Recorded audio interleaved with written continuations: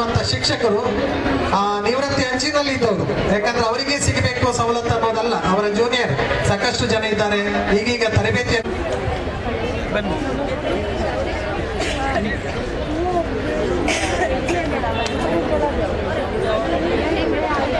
ಅವೈಜ್ಞಾನಿಕ ಶಿಶು ಕೇಂದ್ರಿತ ಅನುದಾನ ಸ್ಕೀಮ್ ಅವೈಜ್ಞಾನಿಕ ಅಂತ. ಯಾಕಂದ್ರೆ ನಾವು ಒಂದೊಂದೇ ಹೇಳ್ತಾ ಹೋದ್ರೆ ಆ ಸಮಸ್ಯೆಗಳ ಪಟ್ಟಿ ದೊಡ್ಡ ಪಟ್ಟಿಯೇ ಇದೆ. ಹನುಮಂತನ ಬಾಲತರ ಬಾಲ ಅಷ್ಟು ನಮ್ಗೆ ಹೇಳಲಿಕ್ಕೆ ಒಂದೊಂದೇ ಹೇಳಲಿಕ್ಕೆ ಹೋಗ್ಲಿಕ್ಕೆ ಆಗಲ್ಲ. ಸಾಕಷ್ಟು ದೋಷ ಪೂರಿತವಾಗಿ ದೋಷದಿಂದ ಅದು ಕೂಡಿದೆ ಅಂತ ಹೇಳಬಲ್ರಿ. ಹಾಗಾಗಿ ಯಾವ್ದಾದ್ರು ಬದಲಾವಣೆ ಮಾಡ್ಲಿಲ್ಲ. ಶಿಕ್ಷಕರಿಗೆ ಭದ್ರತೆ ಬೇಕು ಅಂತ ಹೇಳ್ತಾ ಇದ್ವಿ. ಇಲ್ಲಿ ಸಾಕಷ್ಟು ಜನ ನೀವು ಇವತ್ತಿಲ್ಲ ಊಟದಲ್ಲಿ ನಿಂತಿದ್ರಿ, ಆದ್ರೂ ಕೂಡ ಅಲ್ಲಿಂದ ಟಿವಿಯಲ್ಲಿ ಕೇಳಿಸ್ಕೊಳ್ಬಹುದು. ಮತ್ತು ಆರ್ಥಿಕ ಸಮಸ್ಯೆ ಇದ್ರು ಕೂಡ ಇಷ್ಟು ಒಂದು ಸಂಖ್ಯೆಯಲ್ಲಿ ಬಂದು ಸೇರಿದ್ದಾರೆ. ಇದು ಫಸ್ಟ್ ಟೈಮ್ ಇಷ್ಟು ಜನ ಸೇರಿದ್ದಾರೆ. ಯಾಕೆ ಸೇರಿದ್ದೀವಿ ಅಂತ ಹೇಳಿದ್ರೆ ಶಿಕ್ಷಕರಿಗೆ ನಮ್ಮ ಮನಸ್ಸಿಗೆಲ್ಲ ಗೊತ್ತುಂಟು. ಅಂದ್ರೆ ಎಲ್ರಿಗೂ ಧೈರ್ಯ ಇರಲ್ಲ, ಮಾತಾಡ್ಲಿಕ್ಕೆ ಆಗಲ್ಲ, ಹೇಳುವುದಿಲ್ಲ. ಯಾಕಂತ ಹೇಳಿದ್ರೆ ಎಲ್ಲರ ಉದ್ದೇಶ ಒಂದೇ, ನಮಗೇನಾದ್ರೂ ಒಂದು ಭದ್ರತೆ ಸಿಗಬೇಕು ಅಂತ. ನಮಗೆ ಸತ್ಯತೆ ಹೇಳಿಕ್ಕೆ ಯಾರು ಅಂಜಬೇಕಿಲ್ಲ. ಯಾರು ಸತ್ಯವನ್ನ ಹೇಳ್ತೀರಿ ನಿಜವಾಗಿ ನೀವು ಮುಂದೆ ಬಂದು ಸತ್ಯವನ್ನ ಹೇಳ್ಬಹುದು. ಕಷ್ಟ ನೋವನ್ನ ನುಂಗಿಕೊಂಡು ನಿಲ್ಲುವುದು ಬೇಕಿಲ್ಲ. ನಮಗಾಗಿ ಮುಂದೊಂದಿನ ಒಳ್ಳೆಯ ದಿನಗಳು ಬಂದೇ ಬರ್ತೇನೆ ಅನ್ನೋ ಆಶಾಭಾವನೆ ಇಟ್ಕೊಳ್ಳುವಂತ ಹೇಳಿ ಶಾಲೆಗಳೇ ನಡೀತಾ ಇದೆ ಸರ್. ಒಂದು ಸರ್ಕಾರ ನಡೆಸುತ್ತೆ, ಒಂದು NGOಗಳು ನಡೆಸ್ತಾ ಇದ್ದಾವೆ. ಸರ್ಕಾರ ನಡೆಸುತ್ತಿರುವ ಶಾಲೆಗಳಲ್ಲಿ ಶಿಕ್ಷಕರ ಸಂಬಳ ಸುಮಾರು 60,000 ರಿಂದ 80,000. NGOಗಳು ನಡೆಸ್ತಾ ಇರೋ ಶಾಲೆಯಲ್ಲಿ ಸಂಬಳ ಬರೀ 20,250. ಸೊ 4 ಸ್ಕೂಲ್ ಮಾತ್ರ ಸರ್ಕಾರ ನಡೆಸ್ತಾ ಇದೆ. ಉಳಿದ ಎಲ್ಲ ಶಾಲೆಗಳನ್ನು ಕೂಡ ರಾಜ್ಯದ ಸುಮಾರು 350 NGOಗಳು ನಡೆಸ್ತಾ ಇದ್ದಾವೆ. ಅದರಲ್ಲಿ 180 ಶಾಲೆಗಳಿಗೆ ಮಾತ್ರ ಸರ್ಕಾರದಿಂದ ಅನುದಾನ ಸಿಗ್ತಾ ಇದೆ. ಆ ಅನುದಾನ ಸಿಕ್ಕಿದ್ರಲ್ಲೂ ಕೂಡ ಬರೀ 20,250 ಮಾತ್ರ ಸಿಗ್ತಾ ಇದೆ. ಗೌರ್ಮೆಂಟ್ ಶಾಲೆಯಲ್ಲಿ ಮಾಡುವಂಥ ಅದೇ ಶಿಕ್ಷಕರಿಗೆ ಸಂಬಳ ಸುಮಾರು 60,000 ರಿಂದ 80,000 ಇದೆ. ಈ ತಾರತಮ್ಯ ಹೋಗಬೇಕು. ಅದಲ್ಲದೆ ಒಂದು ಮಗುಗೆ ಇಷ್ಟು ಕೊಡಬೇಕಂತ ಒಂದು ಕಾನೂನಿದೆ. ಅದರಲ್ಲಿ ಇನ್ನೂ 40% ಇನ್ಕ್ರೀಸ್ ಮಾಡಿ ನಮಗೆ ಕೊಡಲಿ ಅನ್ನೋದು ನಮ್ಮದು ಒಂದು ಬೇಡಿಕೆ ಆಗಿದೆ. ಒಟ್ಟಾರೆ ಇದರಲ್ಲಿ 40% ಏರಿಸಿ ಕೊಡಿ. ಕೊಟ್ಟಿದ್ದೀವಿ ಸರ್. ಅವರು ಇವತ್ತು ಬರಲಿಕ್ಕಿದ್ದಾರೆ, ವೇಟ್ ಮಾಡ್ತಾ ಇದ್ದೀವಿ. ಇನ್ನು 5 ಗಂಟೆವರೆಗೂ ಇಡೀ ದಿನ ನಾವು ಮುಷ್ಕರನ ಹಮ್ಮಿಕೊಂಡಿದ್ದೀವಿ. ಅವರು ಕೂಡ ತಮ್ಮ ಹೆಚ್ಚು ಕಡಿಮೆ ನಾನು ಮಾಡೇ ಕೊಡ್ತೀನಿ ಅನ್ನೋಂಥ ಭರವಸೆನ ಅವರು ಕೊಟ್ಟಿದ್ದಾರೆ. ನಮ್ದು ಏನೇ ಬೇಡಿಕೆ ಇದ್ರು ಅದು ಸರಿ ಮಾಡ್ತೀನಿ, ನಾನು ನಿಮ್ಮ ಜೊತೆಗೆ ಇದ್ದೀನಿ ಅಂತ ಮಾತು ಕೊಟ್ಟಿದ್ದೆ. ಸರ್ ಸುಮಾರು 3,500 ಜನ ಟೀಚರ್ಸ್ ಇದ್ದಾರೆ ಸರ್. 12,000 ಮಕ್ಕಳಿದ್ದಾರೆ. ಅವರೆಲ್ಲರಿಗೂ ಕೂಡ ಅನುಕೂಲ ಆಗ್ತದೆ. ನನ್ನ ಹೆಸರು ಸಂಜಯ್ ಸಬ್ರದ್ ಅಂತ. ನಂದು ಸದ್ಭಾವನಾ ಬುದ್ಧಿಮಾಂದ್ಯ ಮಕ್ಕಳ ವಿಶೇಷ ಶಾಲೆ ಬೆಂಗಳೂರು ಗಿರಿನಗರದಲ್ಲಿದೆ. ನಮ್ಮದು ಕರ್ನಾಟಕ ರಾಜ್ಯ ವಿಶೇಷ ಶಿಕ್ಷಕೇತರ ಸಂಘ ಹಾಗೂ ಸ್ವಯಂ ಸೇವಾ ಸಂಸ್ಥೆಗಳ ಒಕ್ಕೂಟದ ಪ್ರಾಯೋಜಕತ್ವದಲ್ಲಿ ಇವತ್ತು ನಾವು ಸ್ವಾತಂತ್ರ್ಯ ಉದ್ಯಾನವನದಲ್ಲಿ ಮುಷ್ಕರವನ್ನು ಹಮ್ಮಿಕೊಂಡಿದ್ದೇವೆ. ವಿಶೇಷ ಶಿಕ್ಷಕರಿಗೆ 2007ರಿಂದ ಇಲ್ಲಿಯವರೆಗೆ ಸಾಕಷ್ಟು ಬೇಡಿಕೆಯನ್ನು ಇಟ್ಕೊಂಡು ಬಂದಿದ್ವಿ. ಯಾವುದೇ ಕೂಡ ಭದ್ರತೆ ಇಲ್ಲ. ಅವರು ಮಾಡುವಂಥ ಸೇವೆಗೆ, ಸೀನಿಯರಿಟಿಗೆ ಯಾವುದೇ ಗೌರವ ಸಿಗ್ತಾ ಇಲ್ಲ. ಇದುವರೆಗೆ ಕೂಡ ಗೌರವಧನದಲ್ಲಿ ಬದುಕ್ತಾ ಇದ್ದಾರೆ. ಅವರಿಗೊಂದು ಭದ್ರತೆ ಬೇಕು. ಅವರಿಗೆ ಮುಂದೆ ನಿವೃತ್ತಿಯ ನಂತರ ಮುಂದೇನು ಅನ್ನೋದ್ರ ಬಗ್ಗೆ ಸಮಸ್ಯೆ ಕಾಡ್ತಾ ಇದೆ.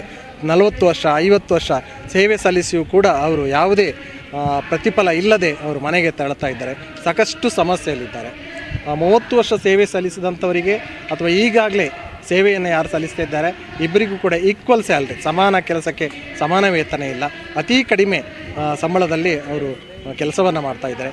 ಕಳೆದ 6 ತಿಂಗಳಿನಿಂದ ಅವರಿಗೆ ವೇತನ ಸಿಗಲಿಲ್ಲ, ಸಂಬಳ ಸಿಗ್ತಾ ಇಲ್ಲ. ಹಾಗಾಗಿ ಇವತ್ತೆಲ್ಲರೂ ಕೂಡ ಕರ್ನಾಟಕದಾದ್ಯಂತ ಮುಷ್ಕರಕ್ಕೆ ಬಂದು ಕುಳಿತಿದ್ದೇವೆ. ನಮ್ಮ ಬೇಡಿಕೆ ಏನಂತ ಹೇಳಿದ್ರೆ ಇಷ್ಟೇ, ಸಾಮಾನ್ಯ ಶಾಲೆಯ ಶಿಕ್ಷಕರಿಗೆ ಯಾವ ರೀತಿಯಲ್ಲಿ ಅನುದಾನವನ್ನು ಕೊಡ್ತಾ ಇದ್ದೀರಿ ಅದೇ ರೀತಿ ವಿಶೇಷ ಶಾಲೆಯ ಶಿಕ್ಷಕರಿಗೆ, ಶಿಕ್ಷಕೇತರರಿಗೆ ಸಮಾನವಾದ ರೀತಿಯಲ್ಲಿ ಕೆಲಸಕ್ಕೆ ಸರಿಯಾಗಿ ಅವರಿಗೆ ವೇತನವನ್ನು ನಿಗದಿ ಮಾಡಿ ನಮಗೆ ಗೌರವಧನ ಅಂತ ಅನುಕಂಪದಲ್ಲಿ ತೋರಿಸುವಂಥದ್ದು ಬೇಡ. ವಿಶೇಷ ಮಕ್ಕಳ ಶಿಕ್ಷಣವಲ್ಲದೆ ಅವರ ಸರ್ವಾಂಗೀಣ ಅಭಿವೃದ್ಧಿಗಾಗಿ ನಾವು ಕೆಲಸವನ್ನು ಮಾಡ್ತಾ ಇದ್ದೀವಿ. ನಮಗೆ ಸಮಾನ ವೇತನವನ್ನು ಬದುಕಲಿಕ್ಕೆ ಒಂದು ಅವಕಾಶವನ್ನು ಮಾಡಿಕೊಡಿ ಅಂತ ನಿಮ್ಮಲ್ಲಿ ಕೇಳ್ತಾ ಇದ್ವಿ. ಕಳೆದ 17-18 ವರ್ಷದಿಂದ ಏನಂತ ಕೇಳ್ತಾ ಇದ್ವಿ ಅದೇ ಬೇಡಿಕೆಯನ್ನು ಇವತ್ತು ಕೇಳ್ತಾ ಇದ್ವಿ. ಹಾಗೆ ಇವತ್ತು ನಾವು 1,600 ಜನ ಶಿಕ್ಷಕರು, ಶಿಕ್ಷಕೇತರು ಬಂದು ಇಲ್ಲಿ ನಾವು ಕೂತ್ಕೊಂಡಿದ್ವಿ. ನಮ್ಮ ಮನವಿಗೆ ಸ್ಪಂದಿಸಿ ನಮಗೆ ಒಂದು ಅವಕಾಶವನ್ನು ಮಾಡಿಕೊಡ್ಬೇಕಾಗಿ ವಿನಂತಿ ಮಾಡ್ಕೊಳ್ತಾ ಇದ್ವಿ. ಬೇರೆ ಬೇರೆ ಶಾಲೆಯಿಂದ ಸಾಧಾರಣ ಒಂದು 20,000ದಷ್ಟು ಶಿಕ್ಷಕರಿದ್ದಾರೆ. ಸಾಕಷ್ಟು ಸಾಧಾರಣ ಒಂದು 180 ಶಿಶುಕೇಂದ್ರಿತ ಶಾಲೆ ಇದೆ. ಶಿಶುಕೇಂದ್ರಿತ ಅನುದಾನದಲ್ಲಿ ಸಾಕಷ್ಟು ಲೋಪದೋಷಗಳಿವೆ. ಆ ಲೋಪದೋಷಗಳು ಇರುವುದರಿಂದ ಸಮರ್ಪಕವಾಗಿ ಶಿಕ್ಷಕರಿಗೆ ಭದ್ರತೆ ಸಿಗ್ತಾ ಇಲ್ಲ. ಶಿಕ್ಷಕರಿಗೆ ಭದ್ರತೆ ಸಿಗಬೇಕು ಅಂತೇಳಿ ನಾವು ವಿನಂತಿ ಮಾಡ್ತಾ ಇದ್ದೀವಿ. ನನ್ನ ಹೆಸರು ಎಚ್ ರವೀಂದ್ರ, ಉಡುಪಿ ಜಿಲ್ಲಾ ವಿಶೇಷ ಶಿಕ್ಷಕ ಹಾಗೂ ಶಿಕ್ಷಕೇತರ ಸಂಘದ ಅಧ್ಯಕ್ಷ ಹಾಗೂ ಕರ್ನಾಟಕ ರಾಜ್ಯ ಶ್ರವಣದೋಷವುಳ್ಳ ಶಿಕ್ಷಕರ ಸಂಘದ ಉಪಾಧ್ಯಕ್ಷನಾಗಿ ನಾನು ಈ ಶಿಕ್ಷಕರೊಂದಿಗೆ ಕೆಲಸ ನಿರ್ವಹಿಸ್ತಾ ಇದ್ದೇನೆ. ಸರ್, ಎಷ್ಟು ಜನ ಬಂದಿದ್ದಾರೆ ಸರ್ ನಿಮ್ಮ ಕಡೆಯಿಂದ? ನಮ್ಮ ಉಡುಪಿ ಜಿಲ್ಲೆಯಿಂದ 120 ಜನ ಬಂದಿದ್ವಿ. 16 ವಿಶೇಷ ಶಾಲೆ ಇದೆ. 16 ವಿಶೇಷ ಶಾಲೆಯಿಂದ ಎಲ್ಲ ಶಾಲೆಯಿಂದ ಒಟ್ಟಾಗಿ ನಾವು ಒಂದು 120 ಜನ ಬಂದಿದ್ವಿ. ಇನ್ನೂ ಕೆಲವು ಶಿಕ್ಷಕೇತರರು ವಸತಿ ಶಾಲೆ ಆಗಿರೋದ್ರಿಂದ 24x7 365 ದಿವಸಕ್ಕೆ ಕೂಡ ಮಕ್ಕಳನ್ನು 25 ವರ್ಷದ ಮೇಲಿನ ಪಟ್ಟಿನ ಮಕ್ಕಳನ್ನು ಕೂಡ ನೋಡ್ಕೊಳ್ಳಿಕ್ಕೆ ಸಿಬ್ಬಂದಿಗಳ ಅವಶ್ಯಕತೆ ಇರ್ತದೆ. ಹಾಗಾಗಿ ಕೆಲವೊಂದು ಸಿಬ್ಬಂದಿಗಳು ಶಾಲೆಯಲ್ಲಿ ನಿಂತು ಕರ್ತವ್ಯ ನಿರ್ವಹಿಸ್ತಾ ಇದ್ದಾರೆ. ನಾವು ಉಡುಪಿ ಜಿಲ್ಲೆಯಿಂದ 120 ಜನ ಶಿಕ್ಷಕೇತರು ಇಂದು ಕರ್ನಾಟಕಕ್ಕೆ ಬಂದಿದ್ವಿ. ಓಕೆ ಸರ್, ಯಾರಾದ್ರು ಮನವಿ ಪತ್ರ ಏನು ತೊಗೊಂಡು ಹೋದ್ರೆ ಸರ್ ಸರ್ಕಾರದಿಂದ? ಬೆಳಗಿನಿಂದ ಸಾಕಷ್ಟು ಮನವಿ ಪತ್ರವನ್ನು ನಾವು ಕೊಟ್ಟಿದ್ವಿ. ಮಾಧ್ಯಮದವರು ಬಂದಿದ್ದಾರೆ, ಹಾಗೆ ನಿರ್ದೇಶಕರು ಕೂಡ ಡಾಕ್ಟರ್ ಅಶೋಕ್ ಅವರು ಕೂಡ ಬಂದಿದ್ದಾರೆ, ಹಾಗೆ ವಿರೋಧ ಪಕ್ಷದ ನಾಯಕರು ಕೂಡ ಬಂದಿದ್ದಾರೆ, MLC ಸತೀಶ್ ಅವರು ಕೂಡ ಬಂದಿದ್ದಾರೆ. ಎಲ್ಲರೂ ಕೂಡ ಬಂದು ಮನವಿಯನ್ನು ತೆಗೆದುಕೊಂಡಾಗಿದ್ದಾರೆ. ನಮ್ಮದ ಆಸೆ ಏನಿತ್ತು ಅಂತ ಹೇಳಿದರೆ, ನಮ್ಮ ಇಲಾಖೆ ಸಚಿವರು ಬರಬೇಕಂತ ಇತ್ತು. ಇದುವರೆಗೆ ಕಾಯ್ತಾ ಇದ್ವಿ, ಇನ್ನುವರೆಗೆ ಬಂದಿಲ್ಲ. ಬರ್ತಾರೆ ಅನ್ನುವ ನಿರೀಕ್ಷೆಯಲ್ಲಿದ್ದೀವಿ.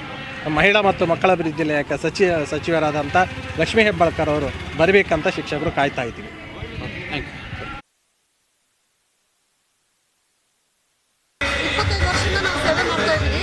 ನಮಗೆ ಗೌರವಾನ್ವಿತ ವಿಶೇಷ ಶಿಕ್ಷಕರು ಅಂತ ಹೇಳ್ತಾರೆ. ಬಟ್ ವಿಶೇಷ ಅನ್ನೋದ್ರಲ್ಲಿ ಬರೀ ಸರ್ಕಾರದ ಗಮನದಲ್ಲಿ ನಾವು ಬರೀ ಶ್ರೇಷ್ಠವಾಗಿ ಹೋಗ್ತಿದ್ದೀವಿ.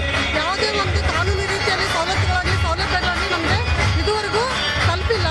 ಜೊತೆಗೆ ನಮಗೆ ಅನ್ಯಾಯ ನಡೆದರೂ ಕೂಡ ನಾವು ಒಗ್ಗಟ್ಟಲ್ಲಿ ವಿಶೇಷ ಶಿಕ್ಷಕರ ಕಾಳಜಿಗೋಸ್ಕರ, ಅವರ ಒಂದು ಅಭಿವೃದ್ಧಿಗೋಸ್ಕರ ನಾವು ಶ್ರಮಿಸ್ತಾ ಇದ್ದೀವಿ. ಬಟ್ ಇಲ್ಲಿವರೆಗೂ ಹೋರಾಟಕ್ಕೆ ಇಳಿದ್ರು ಕೂಡ ಇದುವರೆಗೂ ಯಾವ ಅಧಿಕಾರಿಗಳಾಗಲಿ, ಯಾವುದೋ ಒಂದು ಸಂಬಂಧಪಟ್ಟ ಮಿನಿಸ್ಟ್ರುಗಳಾಗಲಿ ಸಂಪೂರ್ಣವಾಗಿ ಗಮನ ಹರಿಸ್ತಾ ಇಲ್ಲ. ಈಗ ಒಂದು ವೇಳೆ ಬರ್ತಾರಂದ್ರೂ ಕೂಡ ನಮ್ಮ ಒಂದು ಈ ಜನಸಂಖ್ಯೆ ನೋಡಿ ಮುಂದೆ ನಮ್ಮ ಸರ್ಕಾರ ಏನಾಗುತ್ತೆ ಅನ್ನೋ ಭಯದಿಂದ ಬರ್ತಾರೆ ಹೊರತು ನಿಜವಾದ ಕಾಳಜಿಯಿಂದ ಖಂಡಿತ ಬರ್ತಾ ಇಲ್ಲ. ದೇವರು ಅವರಿಗೆ ನಮ್ಮ ಕಡೆ ಒಂದು ಗಮನ ಕೊಟ್ಟು ನಮ್ಮ ಕೂಗಿಗೆ ಅವರು ಮನಸ್ಸಿಗೆ ಕರಗಿ ಒಂದು ಈಗಲಾದ್ರೂ ಅವ್ರಿಗೆ ನಮಗೆ ಸ್ಪಂದಿಸ್ಬೇಕಂತ ಎಲ್ಲ ಅಧಿಕಾರಿಗಳಿಗೆ, ಎಲ್ಲ ಒಂದು ಸಂಘ ಸಂಸ್ಥೆಗಳು ಇಷ್ಟೊಂದು ಕಷ್ಟಪಡ್ತಾ ಇದ್ದಾರೆ ನೋಡ್ರಿ. ಅವರು ಕೂಡ ನಮ್ಮ ಥರ ಒಂದು ಚಿಕ್ಕದ್ರಿಂದ ಅವರು ಒಂದು ಸಂಘ ಸಂಸ್ಥೆ ಕಟ್ಟಿ ಇಂಥ ಶಿಕ್ಷಕರಿಗೆ ಮತ್ತು ವಿಶೇಷ ಮಕ್ಕಳ ಪೇರೆಂಟ್ಸ್ಗೆ ಮತ್ತು ಎಲ್ಲರಿಗೂ ಅನುಕೂಲ ಆಗಲಿ ಅಂತ ಮಾಡ್ತಾ ಇದ್ದಾರೆ. ದಯವಿಟ್ಟು ಇವ್ರು ನಮ್ಮ ಒಂದು ಕೋರಿಕೆ ಮನವಿಯನ್ನು ಅವ್ರಿಗೆ ಮುಟ್ಟಿಸ್ತಾ ಇದ್ದೀವಿ. ದಯವಿಟ್ಟು ನಿಮ್ಮ ಮುಖಾಂತರ ಅವರಿಗೆ ಮುಟ್ಟಿಸಿ ನಮಗೊಂದು ವಿಶೇಷವಾಗಿ